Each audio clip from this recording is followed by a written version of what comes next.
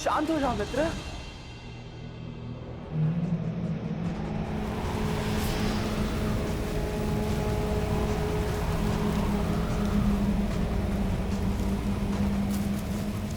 हे हे भगवान, ये क्या हो रहा है? ये विचित्र है। मैं स्वयं ही स्वयं को देख पा रहा हूं। अवश्य ही मुझे कोई भ्रम हो रहा है। आओ, इस हो रहा।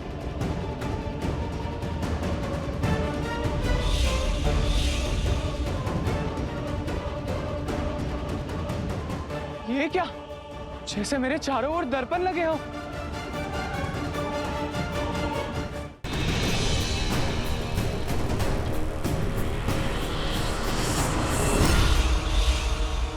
कौन है वहां? कौन है?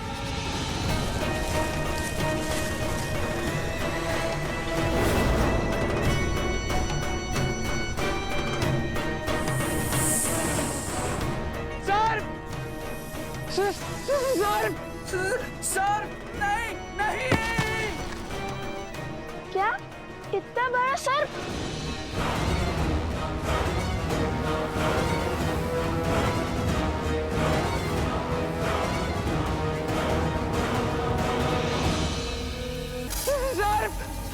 सर्प, नहीं नहीं। क्या इतना बड़ा सर्प?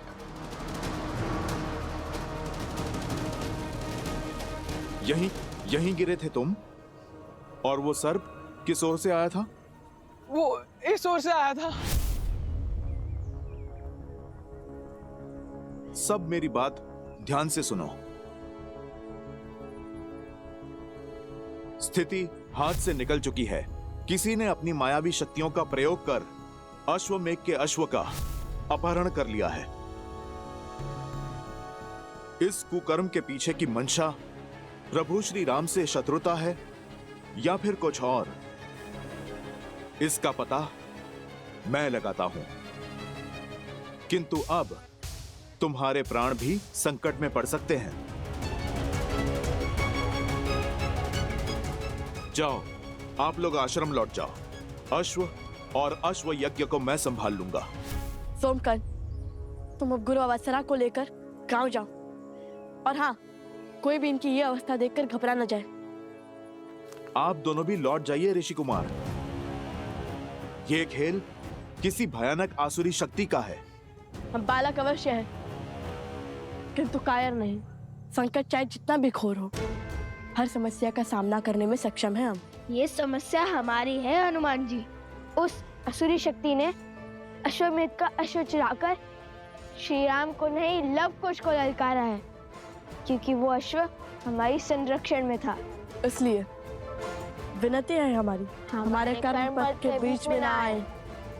मैं आपके भाव समझता हूं, किंतु मेरा कर्म उस अश्व की रक्षा करना है। इससे पहले कि कोई अनहोनी हो जाए, मुझे उस अश्व को खोजना होगा।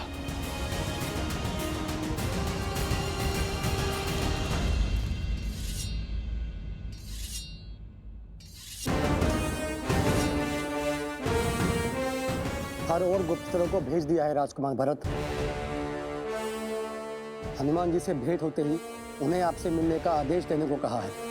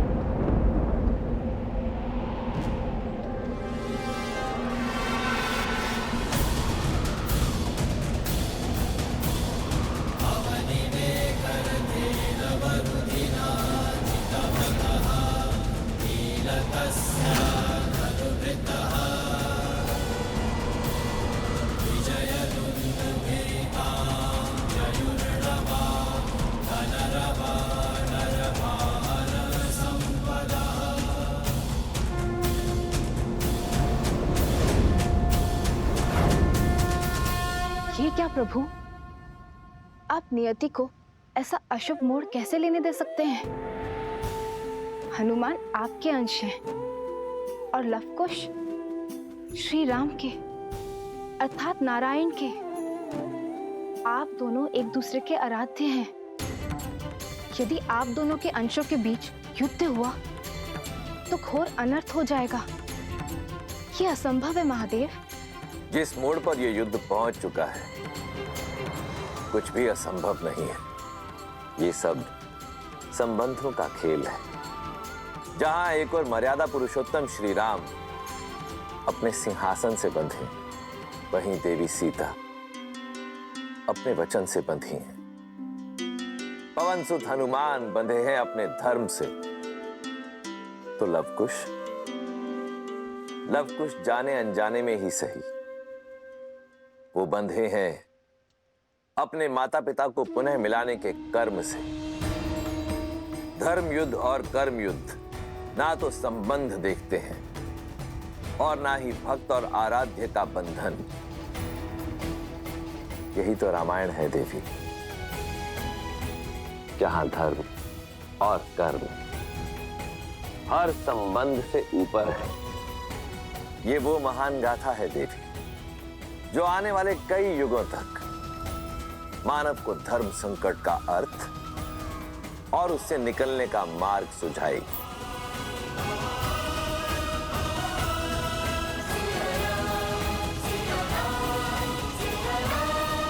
आप दोनों की मंशा युद्ध है। हमारी मंशा केवल आग्रह की है। आप हमारे उद्देश्य के बीच में मत आइए हनुमान जी। विश्वास रखिए, हम आपका अश्व खोजेंगे भी और लौटा भी देंगे, किंतु यज्ञ पूर्ण करने के लिए श्री राम को अपना निर्णय बदलना होगा। माता सीता को अपनाना होगा।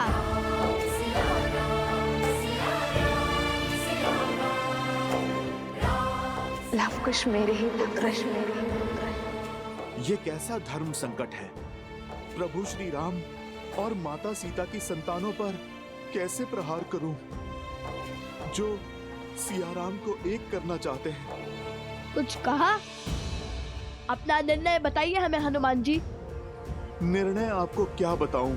सूर्य और चंद्र दोनों प्रकाश ही चाहते हैं, पर सूर्य न चंद्र का मार्ग काटता है और न चंद्र सूर्य का। अर्थात आप धर्म संकट को धर्म युद्ध ना बनाइए। आप बस अपना कर्तव्य निभाइए, मैं अपना निभाता हूँ।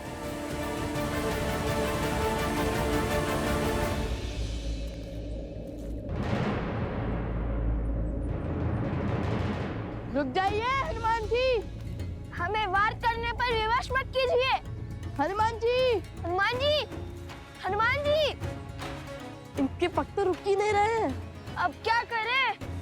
कैसे रोके इन्हें? राम भक्त उद्देश्य पूर्ति के लिए निकले हैं, हमारे रोके नहीं रुकेंगे। लगता है हमें इन पर हमारे बाणों का प्रयोग करना ही होगा। किंतु सहायता करने वाले पर प्रहार कैसे करेंगे भैया? अब कैसे लड़ेंगे इनसे? किंतु युद्ध तो होना ही है, क्योंकि उन्होंने अश्व को उस मायावी शक्ति से चुरा लिया, तो भी अश्व तो उनके अधीन हो जाएगा ना। और यदि ऐसा हुआ तो अश्व को पुनः पाने के लिए हमें हनुमान जी से पुनः युद्ध करना होगा। तर्क तो उचित दिया भैया, और वैसे भी हमारा उद्देश्य तो श्री राम और माता सीता को साथ लाकर उनसे प्रश्न करने का है। अब भला बिना माता सीता के कैसा अश्वमेध यज्ञ? और श्री राम ने सिखाया है, उद्देश्य की पूर्ति धर्म के मार्ग से मत डरो। और उद्देश्य पूर्ति के लिए एक राम भक्त को दूसरे राम भक्त पर प्रहार भी करना पड़े, वो भी सही है।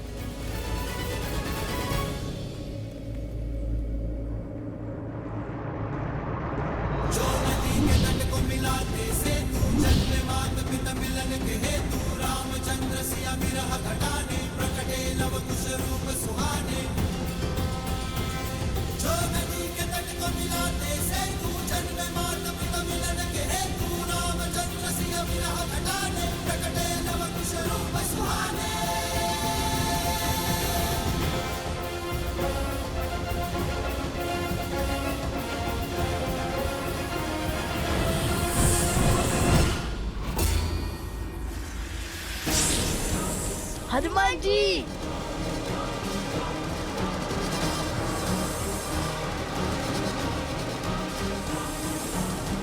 इन्होंने तो हनुमान जी को नागपाश में बांध लिया।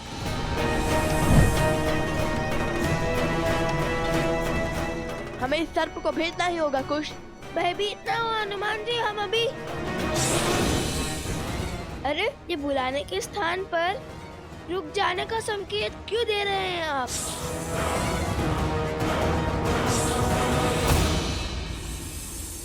विद्यावान गुणी अति चातुर राम काज करिबे को आतुर प्रभु चरित्र सुनबे को रसिया राम लखन सीता मन। एक हाथ में सर्प का मुख और दूसरे में उसकी पूंछ।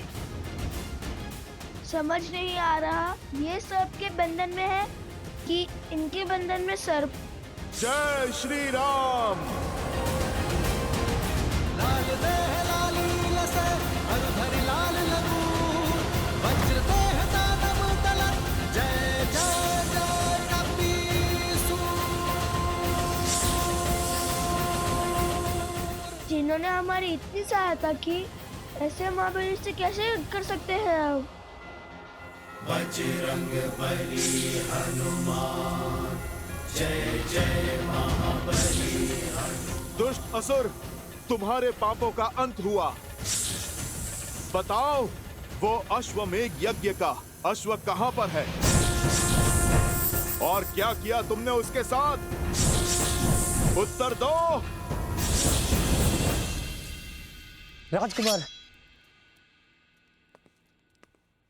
उन दोनों ऋषि कुमारों ने हनुमान जी को नागपाश में बांध दिया है। पता नहीं हनुमान जी जैसे महाबली अजय योद्धा कैसे उनके पाश में फंस गए। अवश्य ही वो दोनों ऋषि कुमार असाधारण हैं। देख लिया भैया, वार्तालाप का परिणाम। हनुमान के बल पर संदेह करना मूर्खता है। अवश्य बात कुछ और है। तुम शांत हो जाओ लक्ष्मण, शांत हो जाओ। कैसे शांत हो जाऊं भैया? वो हनुमान जिसे स्वर्ग और नर्क की शक्तियां मिलकर भी नहीं हरा सकती, दो साधारण बालकों ने उन्हें नागपाश में बांध दिया। ये बात आपको साधारण लगती है, छोटी लगती है? अब तो अपने नेत्रों से दया का ये आवरण हटाइए भैया। मैं कब से कह रहा हूं कि वो दोनों साधारण बालक नहीं, कोई मायावी शक्ति है जो अब हमारे लिए संकट का कारण बनती जा रही है। मुझे भय है भैया कि कहीं हम अयोध्या के लिए किसी ऐसे संकट को तो आमंत्रित नहीं कर रहे जिसका कोई समाधान ही संभव ना हो। लक्ष्मण, तो तुम्हें लगता है कि मन में क्रोध और हाथ में अस्त्र रखने से समाधान मिल जाएगा? और आपको अब भी ये भ्रम है कि वार्तालाप से समाधान जन्म ले लेगा। नहीं भैया नहीं, हमें इस समय वो करने की आवश्यकता है जो सबसे आवश्यक है करना। गुप्तचर, हमें हनुमान के पास ले चलो।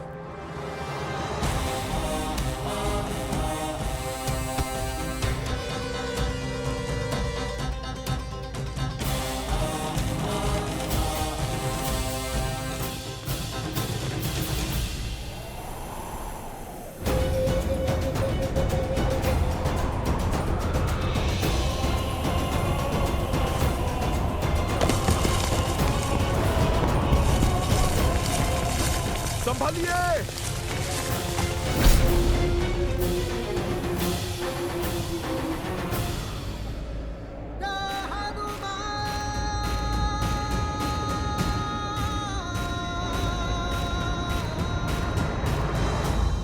आप दोनों ठीक तो है ना?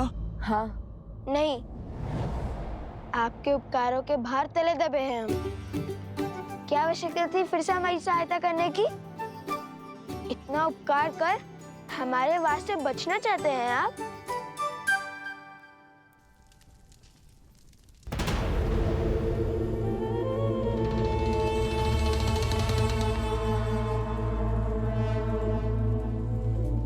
यहाँ खड़े खड़े सूर्य को क्यों ताक रहे हैं महाराज? प्रतीक्षा कर रहा हूं बानासुर, एक पहर, इस एक पहर के बीतने की।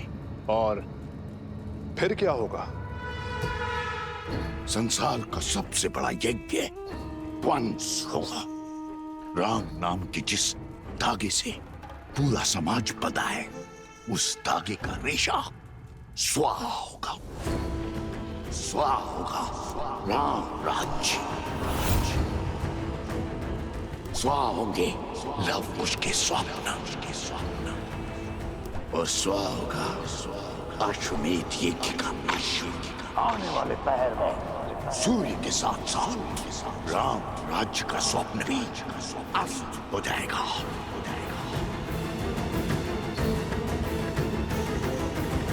क्या हुआ?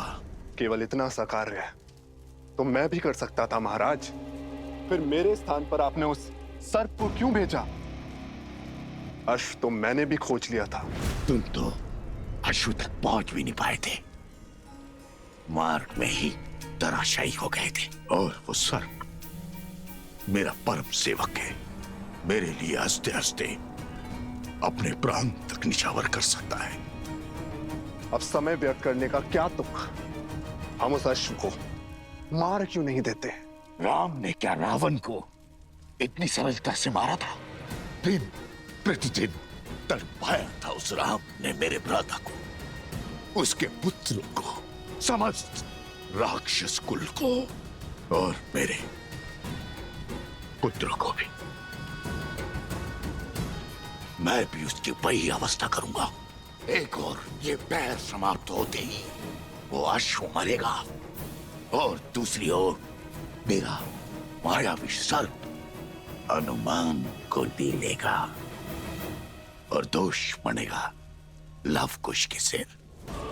और जब अपराध इतना घोर होगा, तब राम को भी विवश होकर अपने ही हाथों से अपने पुत्रों को मृत्यु के घाट उतारना होगा। प्रहार ऐसा हो कि मारने वाला भी रोए, और प्रहार सहने वाला भी सहने वाला।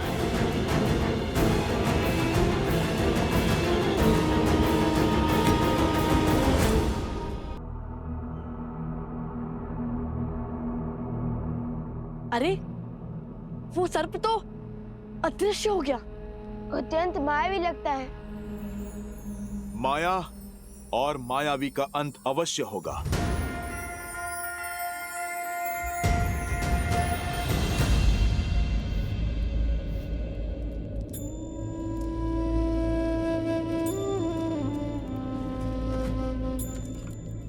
प्रकृति ने अकस्मात कैसे भयावह करवट ली है। नदी में भी तीव्र उफान है। अच्छा हुआ जलाने के लिए हमारे पास लकड़ियां हैं।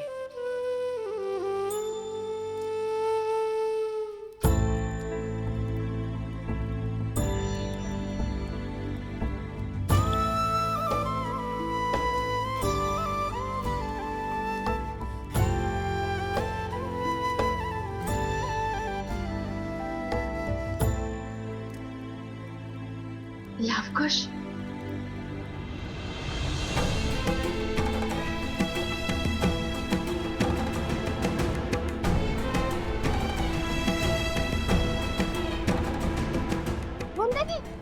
हम देवी तो यही आ रही है। लवकुश के बारे में पूछा तो क्या कहेंगे हम?